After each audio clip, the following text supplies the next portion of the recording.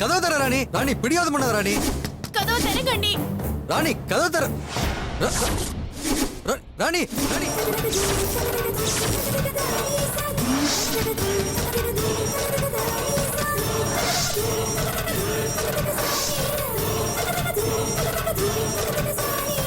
ராணி ராணி வேண்டாம் ராணி. போறத நீங்க கண் கொள்ளாம பாருங்க. அண்ணி ராணி அண்ணி கதவு தரங்க அண்ணி.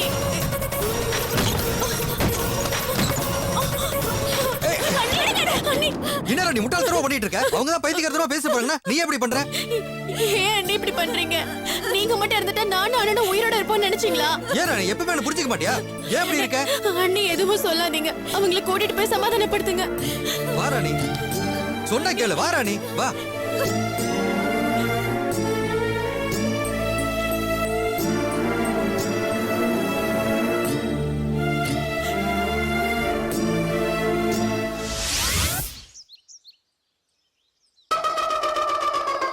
பாலா பாலா வித்யா, பாலா வித்யா, என்னங்க? வா வா வா. சொன்னா நீ நம்ப மாட்ட. ஆமா, நம்ப மாட்டேன். பாலா நீ நம்பணும். அப்படி ஒரு சாதனை பண்ணிட்டு வந்திருக்கேன், அப்படி ஒரு சாதனை பண்ணிட்டு வந்திருக்கேன்.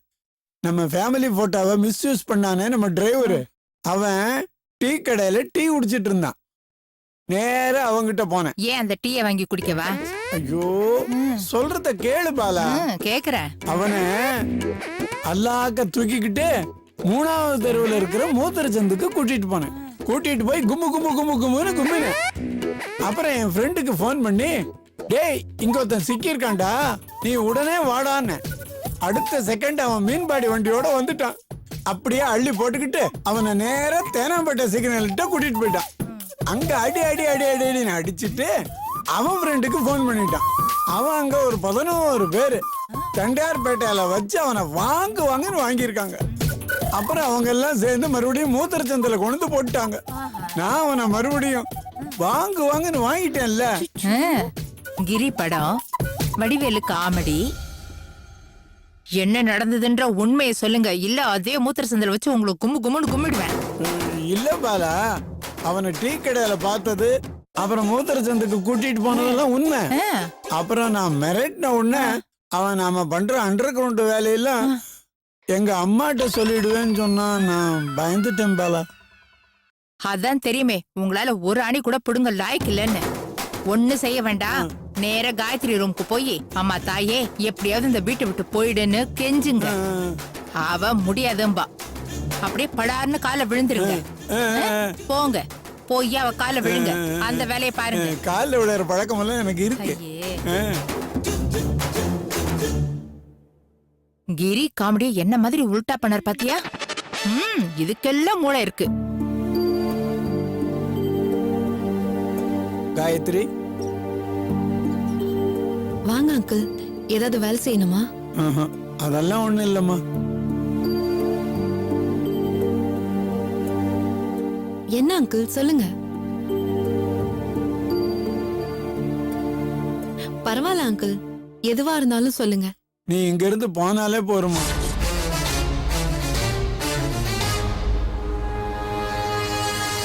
ஆமா காயத்ரி, நீங்க இருக்கிற ஒவ்வொரு நிமிஷமும் எங்களுக்கு பிரச்சனை தான். நீ இங்க இருக்கிறது ரேணுகாவுக்கு தெரிஞ்சா அவ சும்மா இருக்க மாட்டாம்மா. ஏன் என்னன்னு துருவி விசாரிப்பா. ரேணுகாவுக்கு மட்டும் அந்த கடத்தல் விஷயம் தெரிஞ்சதுன்னா பெரிய பிரச்சனை ஆயிடுமா. அப்புறம் நாங்கெல்லாம் எதிர்பார்த்துட்டு இருக்கிற விஜய் ரேணுகா கல்யாணம் நடக்கவே நடக்காது. அதுக்காக தாமா சொல்றேன், தயவு செய்து நீ எங்கேயாவது வெளியே போய் தங்கிக்கம்மா. நான் அதிகாரமா சொல்லல, ஒரு உதவியா தாமா உங்ககிட்ட கேக்குறேன்.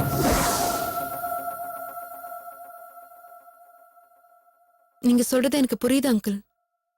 ஆனா பாட்டியை மீறி எப்படி போறதுன்னு தான் தெரியல. அப்போ விஜய் ரேணுகா கல்யாணம் நடக்கிறதுல உனக்கு இஷ்டமே இல்லையா? நீ இவ்வளவு சுயநலமா திங்க் பண்ணுவேன் நான் நினைச்சு கூட பார்க்கலம்மா. இல்ல அங்கிள், அப்படியெல்லாம் ஒண்ணும் இல்ல. நீங்க தப்பா புரிஞ்சிட்டு இருக்கீங்க. உங்க பையன் விஜய்க்கும் ரேணுகாவுக்கும் கல்யாணம் நடந்தா எனக்கும் சந்தோஷம்தான். அப்புறம் ஏன் போக மாட்டேன்னு சொல்ற? போறேன் அங்கிள். ஆனா இப்போ இல்ல. எனக்கு ஒரு 3 மாசம் டைம் வேணும். 3 மாசமா? எதுக்கு? இன்னும் 3 மாசத்துல என் படிப்பு முடிஞ்சிரும். அதுக்கப்புறமா எப்படியாவது பாட்டியை கன்வின்ஸ் பண்ணி நான் ஏதாவது விமன்ஸ் ஹாஸ்டல்ல போய் இருந்துக்கிறேன். யோசிக்காதீங்க, நான் பேச்சு மாற மாட்டேன். கண்டிப்பா போயிடுவேன். சரிம்மா, உன்னை நான் நம்புறேன். ம்?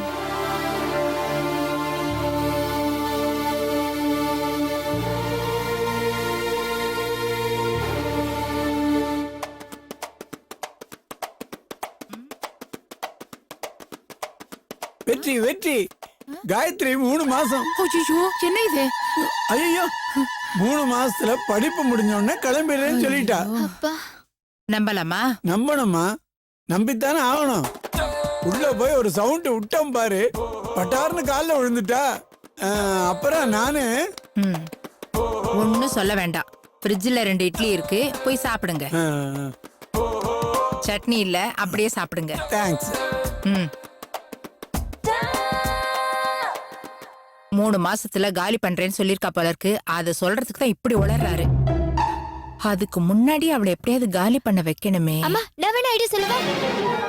ஒண்ணு சொல்ல வேணாம். நேத்து வச்ச பொங்கல் இருக்கு, நீ போய் அதை காலி பண்ணு. அம்மா, ஓ, ஆளாளுக்கு ஐடியா. அவளை எப்படி இங்க இருந்து காலி பண்ண வைக்கிறமே? பழைய படங்கள்ல ஏதாவது பழைய படம்னா என்ன? ஐயோ, படம்.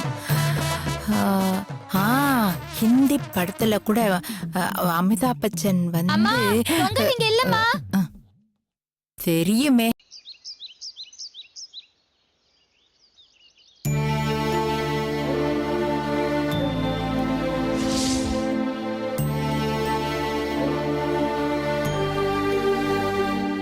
ஏன் அண்ணி என் மேல கோச்சுக்கிறாங்க? நான் எது சொன்னாலும் தப்பு தப்பா புரிஞ்சுக்கிறாங்க. அந்த லூஸ் வந்து பொண்ணு கிடைச்சுன்னா அதுக்கு நான் என்ன பண்ண முடியும் சொல்லுங்க பாக்கலாம். எனக்கு புரியுதுமா, உங்க அண்ணிக்கு புரியலையே.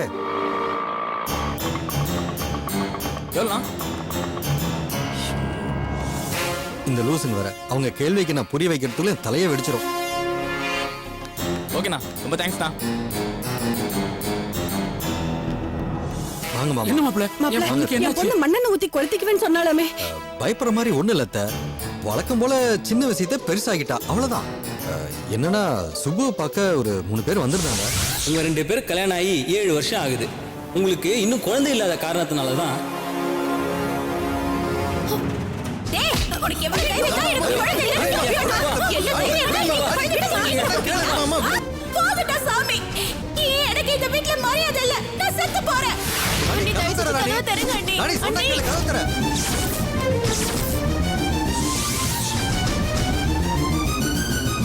அவ ஒரு மடையன், எங்க வந்து என்ன பேசுறதுன்னு தெரியல. இங்க வந்து குழந்தை இல்லாத விஷயத்தை பத்தி பேசினா ராணி டென்ஷன் ஆயிட்டா. மாப்பிள, நான் சொல்றேன்னு தப்பா நினைச்சுக்காதீங்க. உங்களுக்கு கல்யாணம் ஆகி 7 வருஷம் ஆகுது. ஒரு நல்ல டாக்டரா பார்த்து செக்அப் பண்ணிக்கலாம் இல்லையா? எனக்கு எந்த ஆட்சேபனையும் இல்ல மாமா. நான் பல முறை ஹாஸ்பிட்டல் போலாம் வான்னு தான் கூப்பிட்டேன். அவ தான் வரமாட்டேங்கிறா. நீங்க என்ன விட்ட சொல்லுங்களேன். நீங்க கவலைப்படாதீங்க மாப்ள, பொண்ணுகிட்ட நான் பேசுறேன். ஆமா, ராணி எங்க இருக்கா? மேல இருக்காங்க. துளசி, போமா.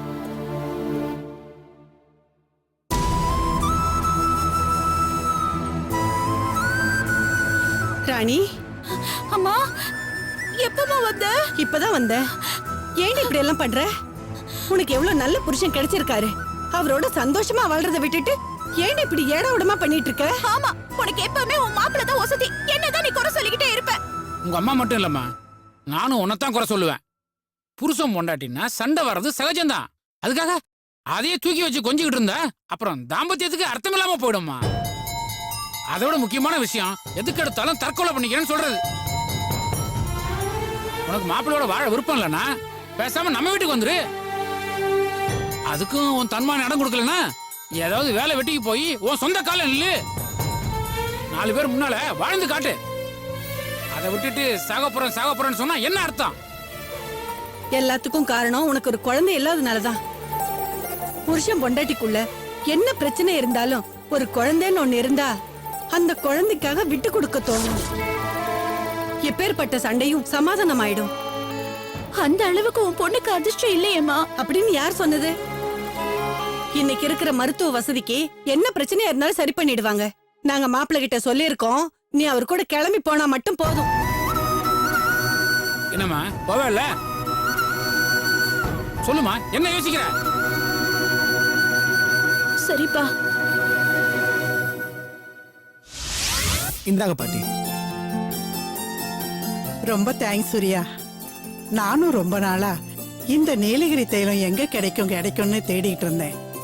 இப்பதான் புதுசா நிறைய தைலங்கள் வந்துட்டதுனால இது கிடைக்கிறது இல்லைன்னு டிரைவர் கூட திரும்பி வந்துட்டான். ஒவ்வொன்றும் ஒரு இடத்துல தேடணும் பாட்டி. ஞானத்தை தேடுற இடத்துல லாபத்தை தேடக்கூடாது, லாபத்தை தேடுற இடத்துல ஞானத்தை தேடக்கூடாதுன்னு பெரியவங்க சொல்லியிருக்காங்க. அப்படி ரெண்டும் ஒரே இடத்துல தேடினா எதுவுமே கிடைக்காதான். உண்மைதான் சூர்யா. காதருந்த ஊசியும் வாராது கான்கடை வழிக்கேன்னு சொல்லி கடல் மாதிரி திரண்டு இருந்த செல்வத்தை தூக்கி எரிஞ்சதுனாலதான் புத்தருக்கு ஞானம் கிடைச்சது. சித்தார்த்தர் புத்தர் ஆனாரு. என்ன பாட்டி, ஆன்மீக விவாதமா? ஆமாமா. இந்த சூர்யா. தேங்க்யூ பாட்டி. என்னதான் விவாதம் பண்ணாலும் மனிதனோட அடிப்படை குணங்கள் மாற போறதில்ல. அது அப்படியே தான் இருக்கும். நம்மளோட ஈகோ திருப்திப்படுத்துறதுக்காகவும் நமக்கு இவ்வளோ விஷயம் தெரியும்னு மற்றவங்கள்ட்ட காமிக்கிறதுக்காக தான் இதெல்லாம் உதவுமே தவிர மற்ற வேற எதுக்குமே பிரயோஜனப்படாது. அப்படி சொல்ல முடியாதுங்க. உண்மையான ஆன்மீக எண்ணங்கள் நம்மள எப்பவுமே உயர்த்ததான் செய்யும். அதுக்கு எத்தனையோ உதாரணங்கள் இருக்கு. நீங்க சொல்றதெல்லாம் விதிவிலக்குகளா தான் இருக்கும். சாதாரண மனிதர்களை பொறுத்த வரைக்கும் ஆன்மீகம்ன்றது தேவைன்னா வச்சுக்கிறது, தேவையில்லைன்னா தூக்கி போடுற விஷயமா தான் இருக்கு. இன்னும் சரியா சொல்ல போனோம்னா ஆன்மீகம்ன்றது மனசுக்குள்ள இருக்கிற விஷயம் இல்லாம அவங்க வீட்டுக்குள்ள இருக்கிற பூஜை அறையிலயும் கோவில்கள்லயும் இருக்கிற விஷயமா தான் இருக்கு. நாம எல்லாரும் கோவிலுக்கோ இல்ல பூஜை அறைக்கோ போறோம், சுவாமிக்கு என்னென்னலாமோ வேண்டுதல் வைக்கிறோம். அப்புறம் சாமி அங்கேயே அனாதையா விட்டுட்டு நாம திரும்பி வந்துடுறோம். That's all.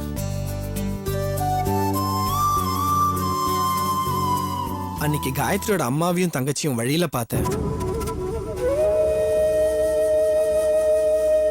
ஏதோ மளிகை கடை ஆரம்பிக்க போறாங்களாம்.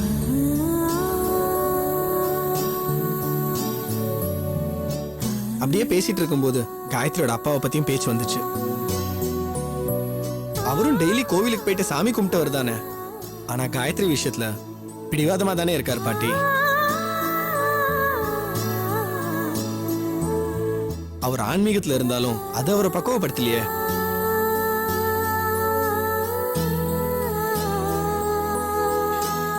சூர்யா, எதுக்கு இந்த பேச்செல்லாம்? பாரு காயத்ரி அழறா. சாரி காயத்ரி, நான் ஏதோ யோசிக்காம பேசிட்டேன். பரவாயில்ல. நீ கவலைப்படாத காயத்ரி. நான் கும்பிடுற அந்த ஈஸ்வரன் மேல நம்பிக்கை வச்சு சொல்றேன். உங்க அப்பா தான் செய்தது தப்புன்னு புரிஞ்சுக்கிட்டு உன்கிட்ட மன்னிப்பு கேட்டு உன்னை ஏத்துக்க போறாரு பாரு. நான் சொல்றது நடக்குதா இல்லையான்னு மட்டும் பாரு. பாட்டி, நீங்க சொல்றது மட்டும் நடந்துட்டா இந்த உலகத்துல எனக்கு அதை விட சந்தோஷமான விஷயம் வேற எதுவும் இருக்க முடியாது. கண்டிப்பா நடக்கும், கவலைப்படாத. சரி பாட்டி, நான் அப்ப அப்படியே கிளம்புறேன். நாங்களும் கோயிலுக்கு தான் போறோம். போயிட்டு வா. சரி பாட்டி, வரேங்க. வா.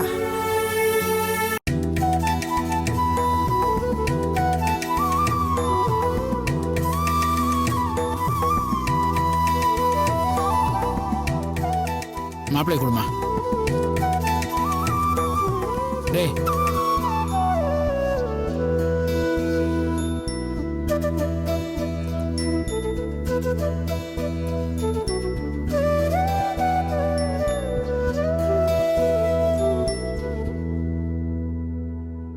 மனசுல குலதெய்வ சாமியை நினைச்சுக்கிட்டு நல்லபடியா போயிட்டு வாமா.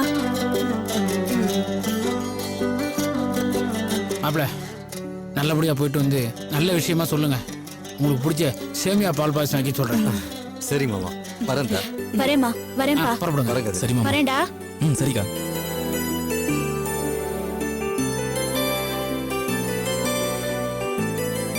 டாக்டர் பார்க்க போறாங்க. நல்ல செய்தியா வரணும்னு மனசு கிடந்து அடிச்சுக்குதுங்க. கவலைப்படாத, கடவுள் இருக்காரு, உங்களை கைவிட மாட்டாரு. இவள ஆசை ஆசையா வளர்த்தோம். இன்னைக்கு இவளுக்கு குழந்தை இல்லாதனால எதுக்கு எடுத்தாலும் கோவப்படுறா. அதனால வீட்டுல நிம்மதியே இல்லாம போயிடுச்சுங்க. மனசுக்கு ரொம்ப கஷ்டமா இருக்குங்க. இருக்காதா பின்ன? அவங்களும் குழந்தைய பெத்து எடுக்கணும், ஆசை தீர கொஞ்சணும், பார்த்து பார்த்து வளர்க்கணும்னு ஆசை இருக்கதாமா செய்யும். அப்பா, நல்லதே நினைப்போம், நல்லதே நடக்கும். நீங்க ஒன்றும் கவலைப்படாதீங்க.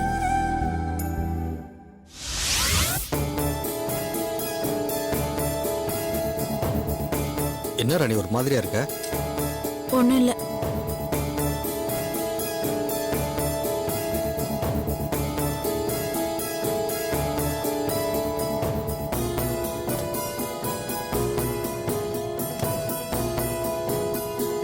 செல்வம் தானே? டாக்டர் கூப்பிடுறாங்க. மேடம், நீங்க வந்து முன்னாடி உட்காருங்க. Good evening doctor. வாங்க உட்காருங்க. தேங்க்யூ. சொல்லுங்க. டாக்டர், கல்யாணம் ஆகி 7 வருஷம் ஆச்சு. கொஞ்சம் விளையாடுறதுக்கு ஒரு குழந்தை இல்லை. நானும் எவ்வளவோ கோயில் குளம்னு வேண்டிக்கிட்டு இருக்கேன் டாக்டர். ஆனா இது வரைக்கும் எந்த பலனுமே இல்ல. உங்களுக்கு பீரியட்ஸ் எல்லாம் ரெகுலரா இருக்கா?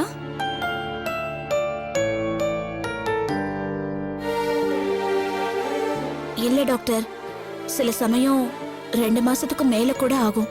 இதுக்கு முன்னாடி தைராய்டு டெஸ்ட் ஏதாவது எடுத்திருக்கீங்களா? ஆ, இல்ல டாக்டர்.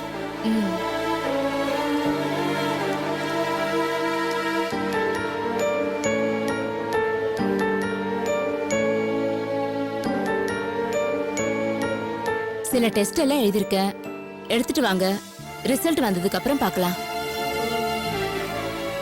இந்தாங்க. ஒன்னும் கவலைப்படாதீங்க. இப்ப எல்லாம் மெடிக்கல்ல எவ்வளவு அட்வான்ஸ் டெக்னாலஜிஸ் வந்திருக்கு. எந்த பிரச்சனையா இருந்தாலும் சரி பண்ணிடலாம். கண்டிப்பா குழந்தை பிறக்கும். நீங்க தைரியமா இருங்க. Thank you doctor. All the best. வரேன் டாக்டர்.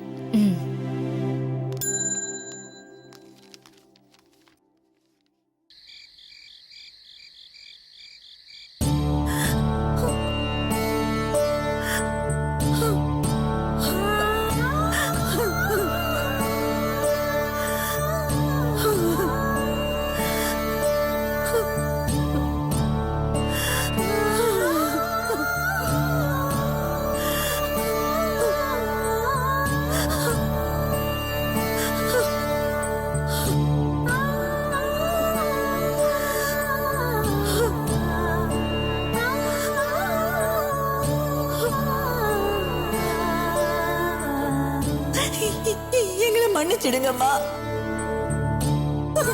உங்களை மன்னிக்க வேண்டியது நான் இல்லம்மா, உங்க பொண்ணு காயத்ரி தான். அவதான் பாவம், ரொம்ப பாதிக்கப்பட்டு உயிரை விடுற அளவுக்கு போயிட்டா. காயத்ரி,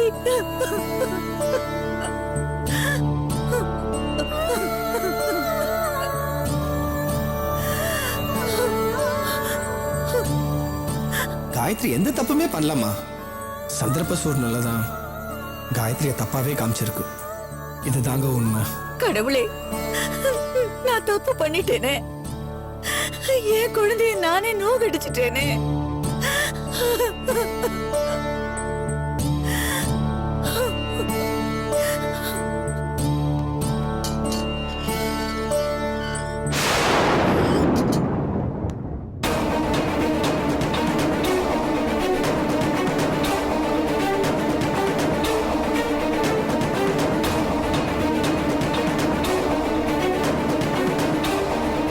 என்னது அது?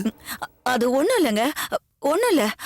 நான் வரும்போது எதையோ வச்சு பார்த்துக்கிட்டு இருந்தியே, அது என்னன்னு கேட்டேன். நான் ஒண்ணும் பார்க்கலங்க.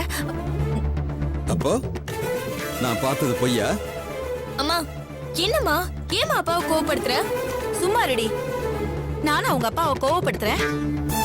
அவர்தான் யார் மேல கோவப்படலாம், என்ன சொல்லி கோவப்படலாம்னு எந்த நேரமும் அந்த துர்வாச மகரிஷி மாதிரி மூக்கு மேல கோவத்தை வச்சுக்கிட்டு இருக்காரு. இதுல நான் வேற தனியா அவரை கோவப்படுத்தணுமா? அப்படின்னா நான் வரும்போது நீ எதையோ பார்த்துட்டு இருக்கலையா? அது நான் ஒண்ணும் இல்லன்னு தான் சொல்லிட்டு இருக்கேன்ல. அப்ப இந்த கையில என்ன?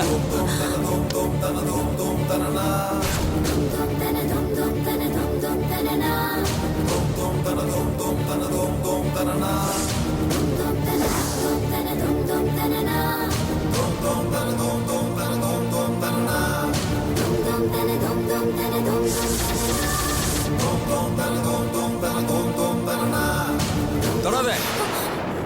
என்னது இது? என்னது இது? இந்த போட்டோ எப்படி இங்க வந்துச்சு? இவளை ஞாபகப்படுத்துற மாதிரி எதுவும் நம்ம வீட்டுல இருக்க கூடாதுன்னு தானே அன்னைக்கு எல்லாத்தையும் தூக்கி போட்டு கொளுத்துனேன். அப்புறம் எப்படி இது இங்க வந்துச்சு? கேக்குறேன்ல, சொல்லு. நான் தான் எடுத்து வச்சேன். எதுக்கு எடுத்து வச்ச? எதுக்கு எடுத்து வச்ச? அப்போ எனக்கு இந்த வீட்டுல அவ்வளவுதான் மரியாதை, அப்படிதானே? ஏங்க இதுக்கெல்லாம் இப்படி ஒரு அர்த்தம் எடுத்துக்கிறீங்க? வேற எப்படி எடுத்துக்க சொல்ற? இப்படி விவகாரமா கேள்வி கேட்டா என்னால பதில் சொல்லாம இருக்க முடியாது. காயத்ரி என் பொண்ணு. என் வயித்துல 10 மாசம் சுமந்து பெத்த மூத்த பொண்ணு. அந்த உறவு உங்களை மாதிரி ஒரே நிமிஷத்துல தூக்கி எறிஞ்சிட முடியாது. தூக்கி எறியவும் மாட்டேன். ஓ, அப்படியா? அப்போ ஒண்ணு பண்ணு. உன் கழுத்துல இருக்கிற தாலியை கழட்டி என்கிட்ட கொடுத்துரு.